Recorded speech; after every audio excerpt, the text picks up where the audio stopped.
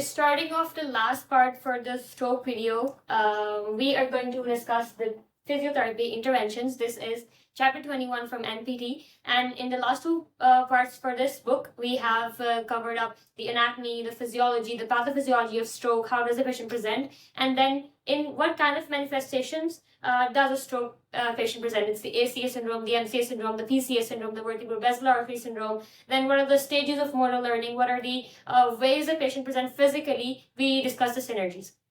Now, coming on to the actual thing that we need to focus on is physiotherapy interventions, and we will cover this up in a scenario pattern. Because what happens is when I was in fourth year and I got to the physiotherapy intervention and my teacher was teaching me this topic, the first thing that clicked in my mind was we just discussed that that certain brain segment just died. It was infarcted. We discussed in pathophysiology that that certain brain cells or neurons were dead. So how can we regain that certain control, that certain activity when that certain brain activity is dead? So in order to cover that concept, this is not in book, this is just for the conceptual purpose that there's a difference in infarct in the body and infarct in the brain. When there's a limb that is infarcted in the body, the first thing that the doctors do is amputate it. They remove that certain limb, that certain section or that certain skin or muscle area. But in the case of brain, what happens is when the stroke occurs in the brain, for example, this is the liable area, right? Normally, what happens is you move your leg, you flex it, you extend it, you move your arms, your fingers. A feedback signal goes on to the brain, and then what happens is your brain knows that yes, my limb is moving, and they give off the signals back to the brain, that back to the body. If you want to move a limb and you're thinking that I want to move my fingers, it goes up in seconds. In process, for example, I want to do this. All of this procedure, I wanted to do it, the signals went into my fingers, and then it went back to give off the idea that yes, the body, that certain part of the body is doing the activity that we intended to do, that we thought to do. This is all the biofeedback system. And this is the system that gets interrupted in the stroke in this area, in the central nervous system. In the future, when we discuss the traumatic brain injury, traumatic spinal cord injury, we'll get up to these wires and these roads as well. In traumatic spinal cord injury, these wires gets cut off. But in stroke, the central nervous system, the highest centers are infarcted. Now, to answer that question, that if the area is infarcted, how are we going to regain control activity in that certain part of the body? We have penumbra. What happens in brain is when the area, for example, when the area is infarcted, this certain region, it is not completely that certain part. On the border, there is a liable area where the cells are not dead, but they're in a layman term, you can say they're comatose. They're in a dormancy state. They're sleeping, and in order to, that's the whole purpose of physiotherapy. What we have to do is we don't focus on the infarct or the black area. In our activity or in our physiotherapy sessions, in our rehabilitation sessions, we mostly focus on that liable area where the neurons or the cells are sleeping, and we have to give off these signals constantly to awake those cells to do the activity again. Now, the brain is such an integrated and beautiful organ that whenever a certain part of the area, for example, this is the black region is dead, and imagine this is MCA, and you cannot move this limb. What happens is the liable area, when it is activated, it can, one way or the other, adapt to the activities that were supposed to be done by the black area. They go like, okay, this part is dead, and they were supposed to move the limbs. Now, if you teach the liable area, the red area, that yes, this is how the limbs, the fingers can be moved. A new road. This is the area that was dead, and this is the area that was that was dead, and this is the area that was liable.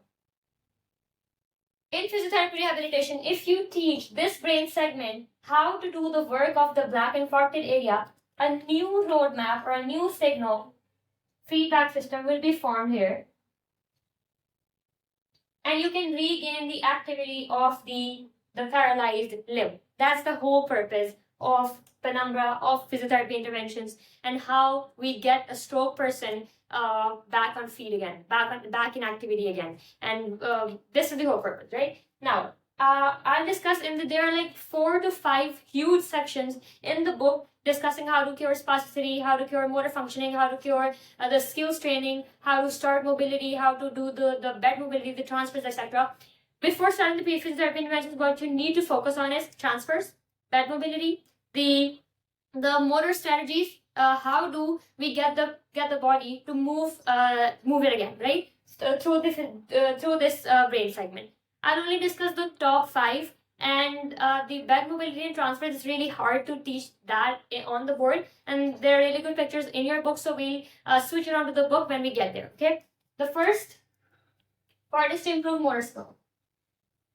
It's not like the person has forgotten how to move their body, they have forgotten the skill. You cannot make the person remember all the things that they have integrated in their that infarcted brain segment. For example, when they were children, that the MCA region, that motor homunculus learn how to move their limb in all the integrated patterns. You cannot make the person remember all of those things, right? So what you have to do is you have to teach the patient or reteach the patients the skills that are very important for their lifestyle, for their own independence, right? That's the whole point. I'll give you an example, right? If the patient wants to drink water and they cannot do that to the paralyzed limb, what you have to do is teach them how to extend the shoulder, how to move your body towards the glass and then pick it up. All of these small patterns involve the muscles, the shoulder extension, the shoulder flexion, the elbow shoulder extension, the elbow extension, and then you pick up the glass. You have the fingers or the phalangeal flexion. All of this is integrated in that certain part of the brain. You have to reteach to this area, right? Now, and this is the whole purpose. Now coming on to cognitive and the associative state. This is also not completely written in this chapter in stroke. This is what I was taught in a certain chapter called as motor examination in the first part in this book. I will teach you guys through here the examination, motor control and motor learning, chapter 5. This is where the whole strategies of motor learning comes up. But in order for you guys to understand it here as well, I'll just give it a touch that when you are teaching or reteaching a person a motor skill, what happens is, imagine a child. Now that stroke person, even if he or she is 50 or 60 years old, well, you have to treat them as a child. Cognitive stage. First, in the cognitive stage, what a person is doing, they are observing what the activity is or how the activity is being done, and they are initially very when you are trying to drive a car and you don't know how to what is what, and you're certainly learning or specifying that this is the steering wheel, these are the brakes and everything. They're integrating that certain activity and that certain pattern of movement or skill in their brain. That's the cognitive stage. They are at level 5 or 10 right now, and they're trying to move their limb, they're trying to move their hand. What you have to do is you have to give them external signals. That's also a huge part of physiotherapy interventions, and that also comes up in vivas. That when a person is in cognitive stage, how do you teach a person that yes, this is how to do, or this is how you have to integrate the system or the skill in your body? You have to reinforce. You have to give them visual cues that yes, do exactly demonstrate. For example, you sit right in front of the person and then you teach them that you have to tell them that you have to copy what I am doing. This is a marker and I'm trying to pick up a marker. What they do is they try to copy what you're doing. This is the external reinforcement or external feedback that you're trying to give. The other than what you can do is you can give tactile reinforcement, but that's his passive movement. The person is sitting right in front of you. You pick up their hand. You pick up their arm. For example, this is the stroke area and it's paralyzed. Now they act like it's paralyzed. What the person is doing, they're standing right behind. They're picking up the arm and they're doing the activity again and again. Again and again. Repetition is the most important part of physiotherapy intervention in a way that it flares up the signals back in that sleeping neurons, and they're getting a signal that yes, I want to do this activity. Yes, I want to pick up a glass. Yes, I want to move my shoulder up towards the table. And when you do this repetitive activity, it's a very, very slow process. It doesn't happen in a day or so. It takes up months or years to teach the patient a certain skill or activity. Okay. You're doing that, that's the cognitive stage. They're learning how to move the body or move a limb, and they're registering that certain activity in their brain. That's what happens in motor skill. Other than that, associative stage. Right now, they have learned how to move their limbs, but the coordination is not present there. They move their limb, and sometimes they move across the glass, sometimes they move beyond the glass, or sometimes they cannot even pick up a glass. That's the thing. And these are the signals they're trying to give. I haven't made the glass right here. This is the one. You're trying to give off the signals that yes, biceps is contracting. They're not giving back the signals. That's why the person cannot flex their biceps or flex their fingers. The signals that were supposed to come back are not coming yet because the neurons are sleeping. So what you have to do is give them the signals. Give them the signals that yes, this is what I want to do. And in associative stage, what the person gets is this is just an estimated example just to teach you guys. In 50 times you do this activity, and for one or two times the patient gets the idea that yes, I want to pick this. You are creating new roads or new wire system for that certain activity. That's it. This is what happens in I taught you guys this verbal cues or visual cues. And associative stages, the person can do the activity but not quite. No, it's not quite there. They can pick up a glass, but it's very hard for them. They have to think that yes, I have to do this. Yes, but in the autonomous stage, they are exactly like normal people. They pick up the marker and then they do the activity. These are the stages of motor learning. Strategies of motor learning. You know that. Now, motor skill learning. This is what you have to write in a paragraph if your exam comes, and this is how you treat a patient if a stroke patient comes to you in future. Okay, coming on to the sensory stimulus, the second one. Since this is the easiest part as the physiotherapy interventions, the motor skills are difficult to explain in the SCQs or vivas. But the sensory system is, what happens is you touch a patient's hand. I'm teaching the MCA syndrome majorly because it's the easiest to teach through the MCA or the upper limb paralysis. Take an example, the other person's palm. We already know that in the motor homunculus, the palm was the biggest, right? So there are so many tactile receptors here that they send off signals. For example, this is the hand, and it sends off there are so many receptors that even if you touch one, there are thousands of signals flaring up in the brain that something is walking on my hand, or something is sticking up to my hand. That's the thing in the normal human body. But as for a stroke person, all of those receptors are sleeping, are dead, right? Now in this case, this is the liable area, right? What you have to do is take the patient's hand, stroke it again and again, and initially for a week or so, the person would not be able to feel anything. You have to give them different sensory stimulations. You have to the cold stimulus, the hot stimulus, the vibration stimulus. The vibration stimulus comes up through the electrical stimulation. There's a device called a stens.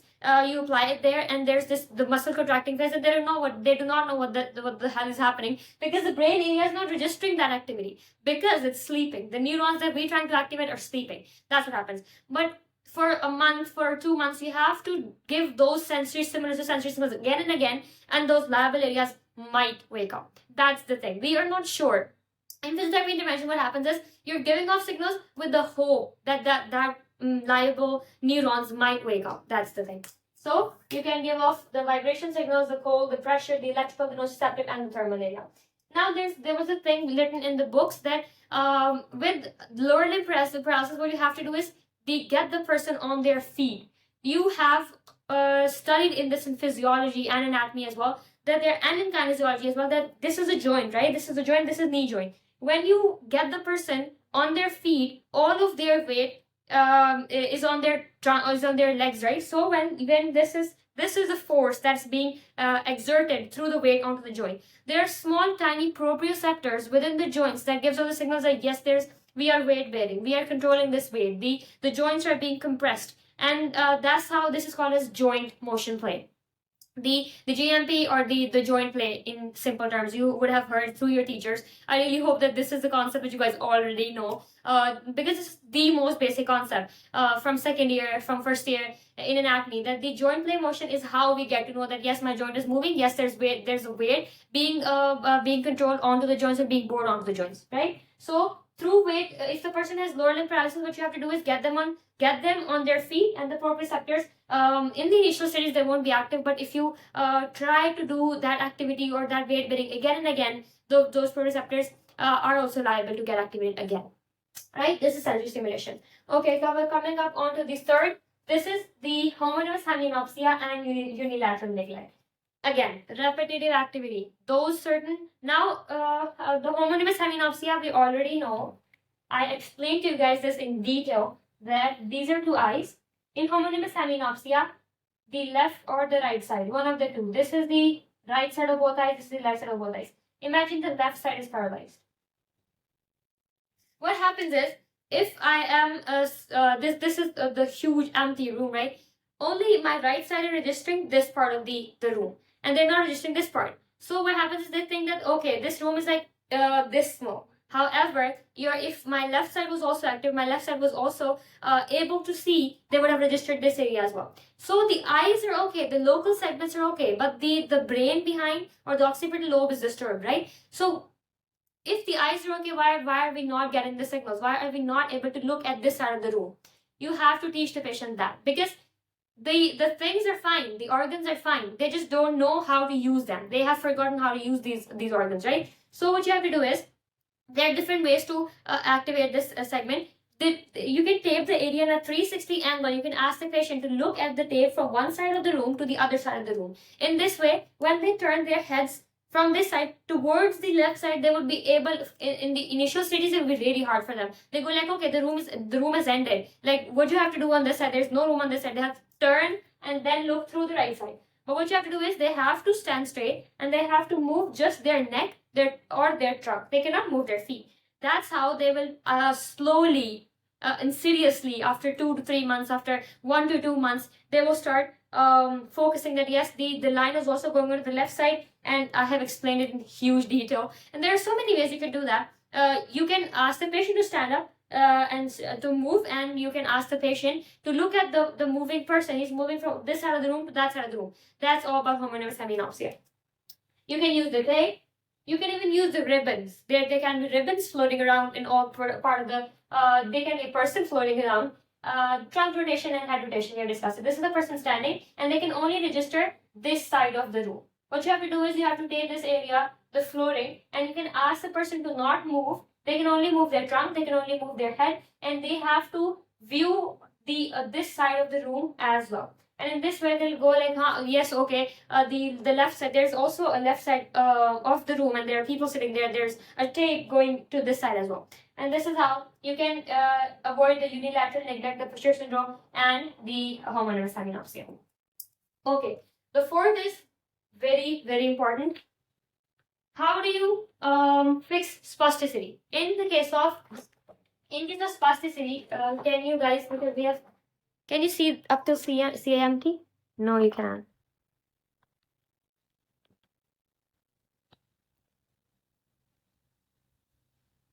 Okay.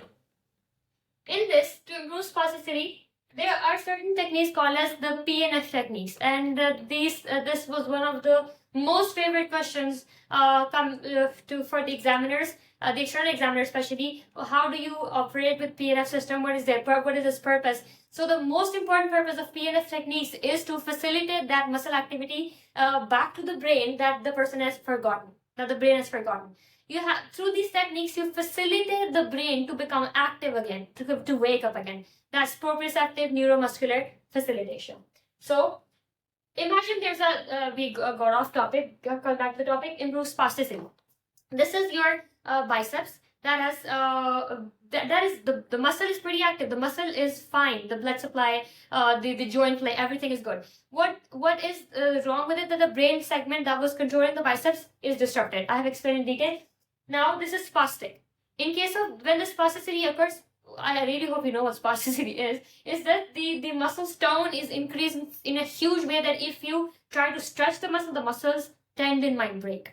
So you have to do is and that's exactly what we're going to do. We're going to take a risk. We're going to stretch that muscle, but there are three reading physiology and reading all of those medical school subjects. You guys already have it in mind that there are three main systems to protect the body.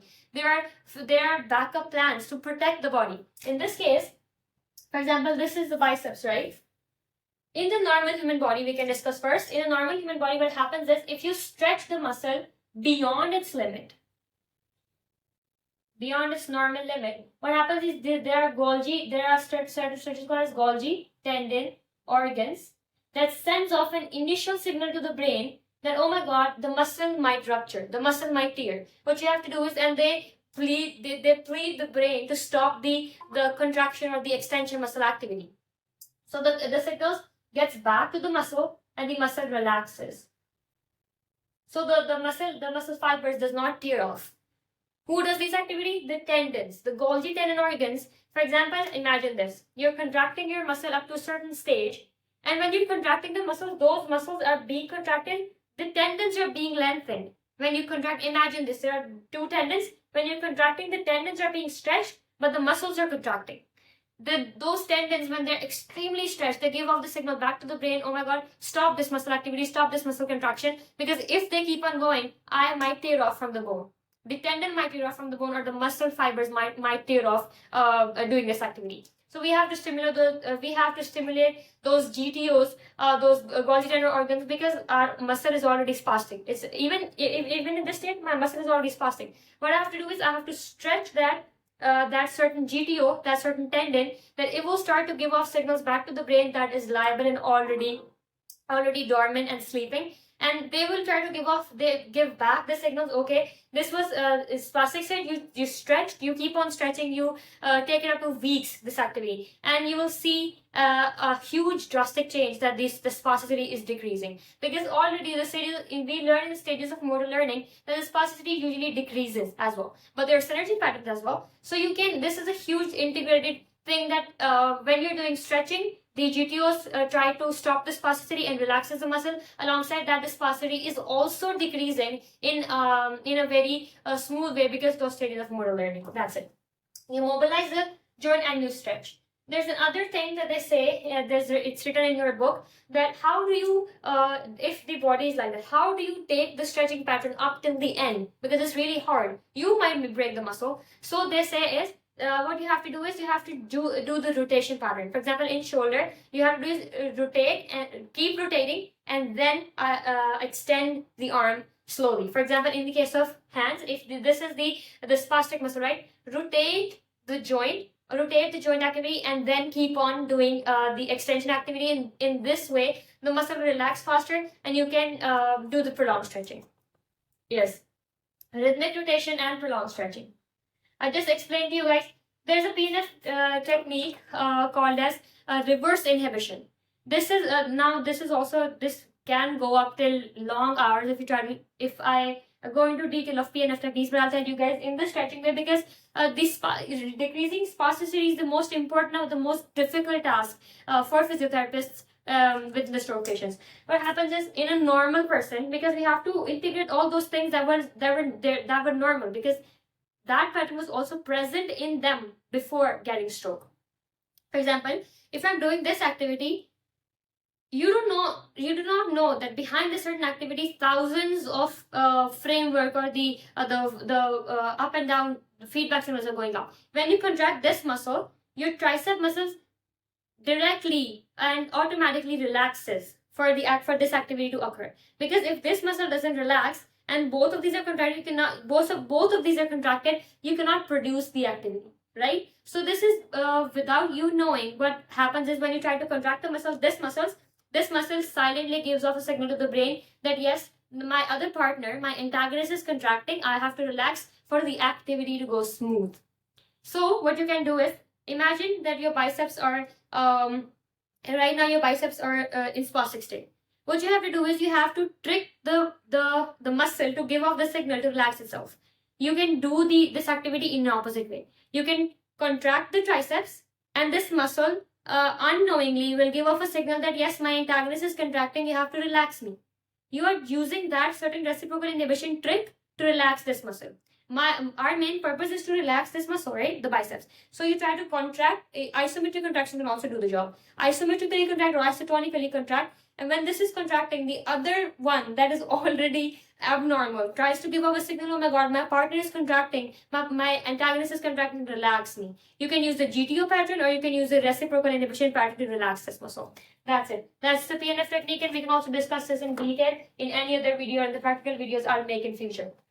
Okay, PNF techniques. You can also use the orthotic devices. Orthotic devices, or you will study the orthotic devices in final year. It will. What happens is, this is where your arms are in a synergy pattern, right? They're stuck here. What they do is they develop this orthosis where they stretch all of this arm, and they apply the orthosis onto the arm for that pattern to be avoided. That's what it is in the orthotics, right? That's it. Now, this to improve, I tried my best to explain to you guys to improve spasticity because it took me a year to understand how do you overcome spasticity in stroke patients. And when I used to go into the rotations and all of their body was spastic and I was afraid to touch them because if I touch them, the synergy occurs. If I try to make them stand, this agitation, there's emotional imbalances, and you have to be very strong to improve spasticity in stroke patients. And then we have the fifth one, the CAMP, movement control.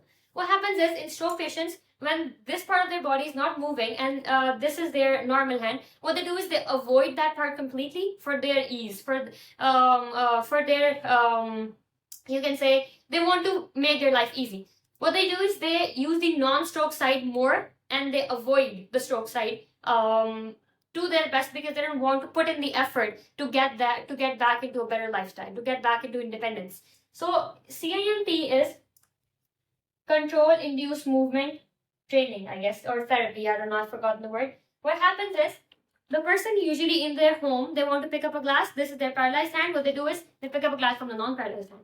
So that liable brain area is also dying because you're not giving them signals, and if you do not give them signals for a prolonged period of time, they also die. That dormant or comatose state, those must also go infarcted. So that is not what we want to do. So what does the physiotherapist do?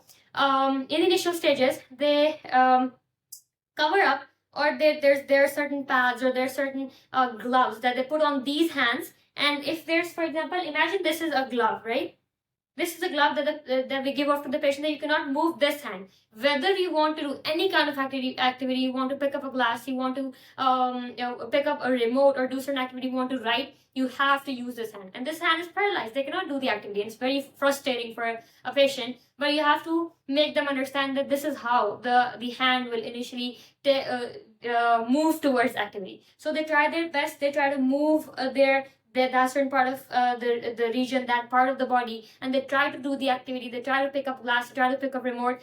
Initially, they can do it, but you have to teach them. So in the guidelines, it's that 3 to 6 hours, 5 days a week. That was the pattern which you have to do. CIMT that I just explained as control induced movement therapy. And okay, we left off on CIMT. My phone just died. I can explain this again later. CIMT was giving off to somebody that was just covering up the non-paralyzed hand for the patient to use the paralyzed, to try and use the paralyzed hand and learn the motor skill. Now, coming on to the last, the board topic, that's it. The improved gait and locomotion is, there's a term called as body weight support treadmill training, BWS-TT, and it comes up in Vivas. It comes up separately as an SCQ question, that what is BWS treadmill training? It is actually used for the ACS syndrome rehabilitation for the lower limb paralysis, where you want the patient to stand up again, where you want the patient to be independent again, to be walking again. In this, what happens is take it a normal treadmill. There's a normal treadmill in which the patients walk, right? It is used for exercise. But the twist in this is there's a body weight support hanging from a ceiling in a cradle pattern, in a cradle manner, that you can put a patient in. And now, for example, imagine a patient who cannot even stand on their limb, who cannot even move their pelvis or their knees. What you have to do is you have to cradle the patient in that certain orthosis, and now the patient can hang from the ceiling. That sounds very wrong, but yes. Onto the treadmill region, for example, this is the ceiling. There's a body weight support with the straps, and it is very secured and strong that they can hold off a patient's weight. There's a treadmill hanging from the ceiling, and this is the person trying to walk. And these are straps covering up the patient. Initially, here comes the physiotherapist's work is you have to passively move the patient's leg in a swing pattern or stance pattern. That's a gait cycle. There's a gait cycle where there's swing comes and then stands, and the other leg swing and the stance. What you have to do is you have to hold the patient's leg, and as long as the treadmill is moving, you have to do the activity. Two therapists do this side by side, one leg and the other leg, and they ask the patient, because upper limb is fine most of the cases, so they ask the patient to interpret how their legs are moving, or how their sensory pattern or the motor skills are working. And if you take it to a long term, this has the researchers have shown that this actually works for the patient to make them stand on their toes. This also comes. I was just thinking in the back of my mind that when you make a person stand on their legs, the proprioception, the sensory stimulation also occurs side by side with locomotion training. So this is what BWS-PT is. The body weight support treadmill training. You can write about the ACA syndrome. You can write about the gait cycle. You can write about the research that has shown that this actually, this has proven that the patient can stand up and can walk if the physiotherapy has started, or rehabilitation is started early. That's the problem. The huge problem in the rehabilitation process for stroke is if the person is coming to you after 1.5 years after stroke occurred, there's no way you can get the person back in walking or in independence or the other stuff. If the person comes up to you right after 3 weeks of stroke or 2 weeks of stroke, then this can you can make the person walk or stand.